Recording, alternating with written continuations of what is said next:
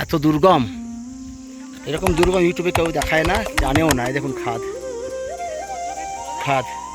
এখানে এখানে এক ভদ্রলোক এসছেন, তিনি 24 বার কেদার গেছেন, এভারেস্টের বেস ক্যাম্পে গেছেন। তিনিও বলছেন, আমাদের সঙ্গে উনি হাঁটছেন, উনি বলছেন মারাত্মক চড়াই, মারাত্মক কষ্ট। একটা কোনো ইউটিউবার এরকম দেখায় না। এটা সাংঘাতিক খাদ। তার উপরে ঘোরা যাচ্ছে, একদম পুরো খাদ, পুরো পাথর। একটা পাথর 3 ফুট 3.5 ফুট উঁচু, ভীষণ রিক্স, সরু, খাড়াই চড়াই, একদম চড়াই, মানে কোথাও একদম প্লেন রাস্তা নেই। হ্যাঁ, পাথরগুলো একদম অতটা ফোনে দেখা যাবে না, বোঝা যাবে না।